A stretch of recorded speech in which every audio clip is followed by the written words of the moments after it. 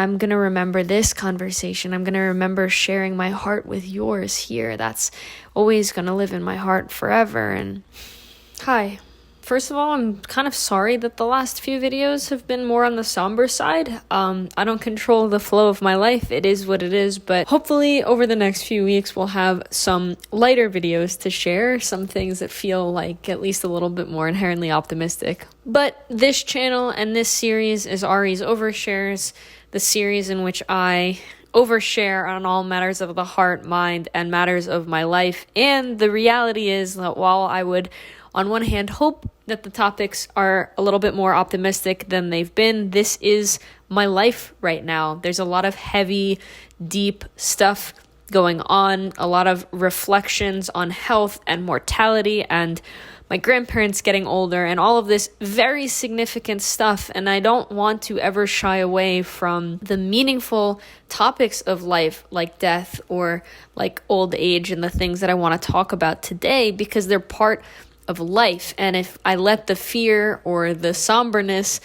influence whether or not I speak about it, I'm going to be presenting an incomplete and inaccurate view of the world and view of my life. So let's get into it. The unfortunate news that I want to share with you is that last week, my grandmother, my mother's mom, took a really big fall at home and broke her hip. It was actually a really unfortunate and admittedly aggravating story. My grandfather, my mother's father, also lives with my grandma, and he's unfortunately experiencing dementia, and he's getting confused in his old age, and he's a pretty aggressive guy. He's got a lot of energy. He's a big yeller because he's hard of hearing, and so he is a lot. They were both standing in the kitchen, and my grandfather lost his balance, went to grab the air or anything around to catch his balance and to keep himself from falling, and he accidentally grabbed onto my grandma, knocked her over, and fell on top of her, and she broke her hip in a pretty bad way.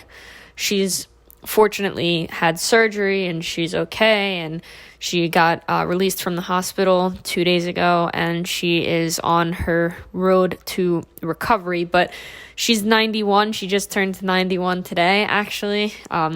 She's not watching this right now, but hi, Mimi, happy birthday. Thursday of last week, when was that? I think the 11th. She was still in the hospital, and my mom texted me and said, Mimi wants to speak to you. Can you call? And so we FaceTimed her, and my grandma was crying. And I said, why are you crying? And she said in Armenian, to translate, essentially, I feel like the angels are coming for me.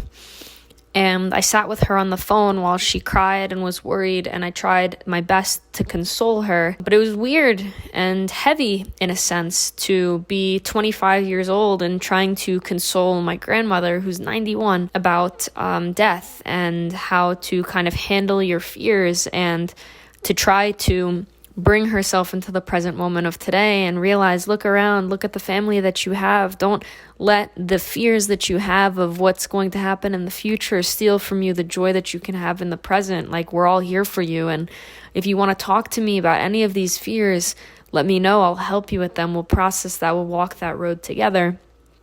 But it's a different generation, and so after a few minutes of her crying and being worried, she kind of just subdued her own emotions, not because she didn't want to keep talking about them, but because that's just sort of how things go or went for her whole life. And she said, okay, no worries, everything is gonna be okay. But I could tell that it was really still weighing on her. Saturday, she was fortunately discharged from the hospital a few days after her surgery, and everything went well.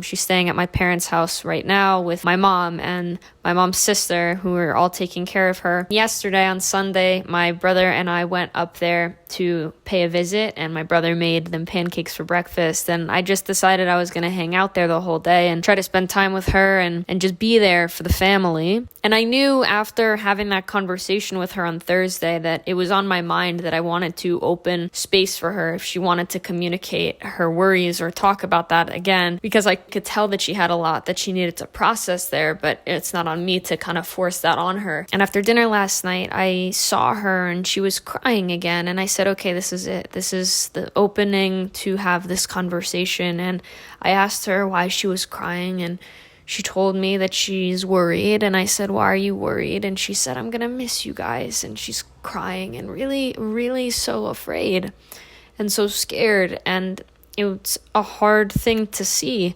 But the thing about my family, and I think maybe a lot of other families share this in common, partly due to older age and different generations, and also because most people really don't want to do the work and don't want to talk about their emotions or their feelings, try to shove it all down and bottle things inside. And so my mom's sister started to be like, oh, don't cry, like we don't do that here. And my mom came out, and my mom really can't handle this stuff, so she's really like, why are you crying? There's no crying allowed here.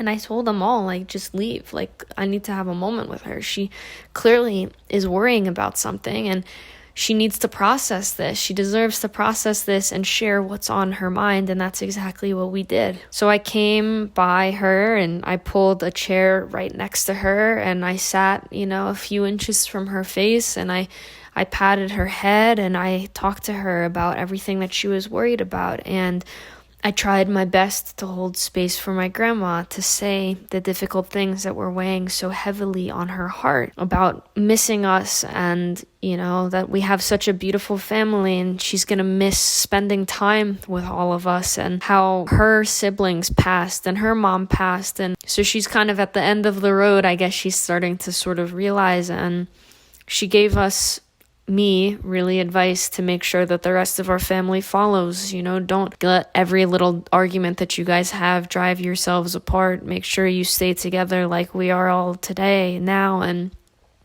the more that I held that door open for her and held that space for her, the more she kind of leaned into it and fed into it. And I think outside of the heaviness of the subject matter that we were discussing, that was a really beautiful thing to watch her feel like she could put her weight into the conversation we were having in the space that was opening up, and share more and more. And she said that she wanted to give me something so that I could remember her by. And I said, Mimi, you can give me whatever you want, but I'm going to remember this conversation. I'm going to remember sharing my heart with yours here. That's always going to live in my heart forever. And she still insisted. She's like, do you like jewelry? Maybe I could get you something. I think she's just so scared of letting go.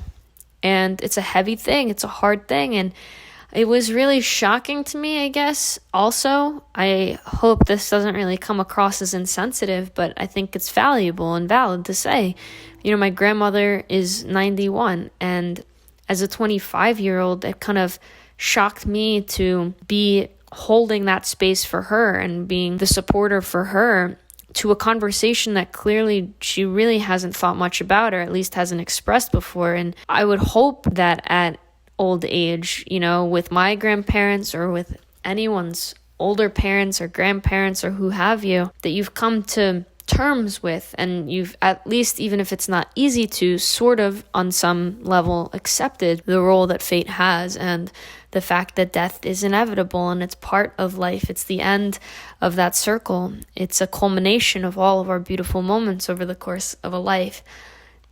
And so to watch her be so really paralyzed by fear and worry and be so scared, that was really heavy for me, or hard for me, because I didn't want to imagine my grandmother going to, that journey and walking closer to the end of that path in fear.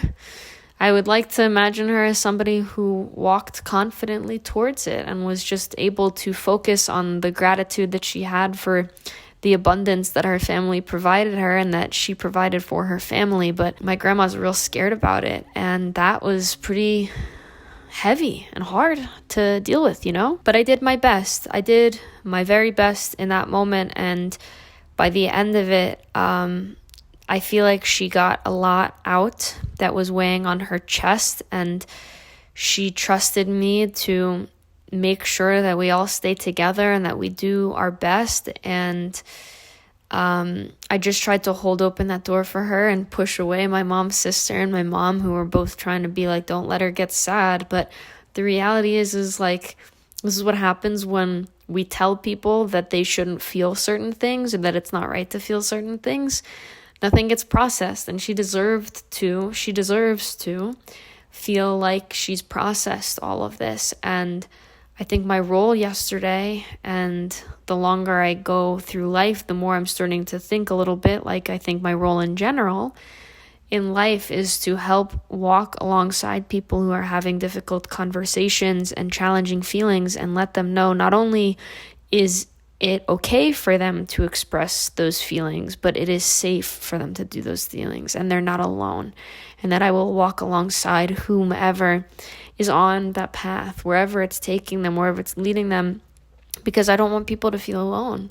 And I don't want people to feel like they don't have the ability to communicate the things that are on their heart. And I will be willing to share that weight with anyone who is also equally as willing to let me in and to confide and to surrender to the challenges that life brings to us. You know, the last thing that I'll say is my grandma, I don't think, knows the real me so much. And that's not anything against her. I think most of my family doesn't know the real me, because my whole life it didn't feel safe for me to express who I wanted to be and who I saw myself as. And it took me a little bit of time to get here. And I wish she knew maybe a little bit more how good she did, and how good she's done, how happy I am, and how I'm ready to do this stuff at 25, and what that must imply for the rest of my life and the longevity of the life that I will hopefully live, if I can know all this now and be where I am now. And this conversation with her yesterday, I will remember it in the same way that I remembered a week or two ago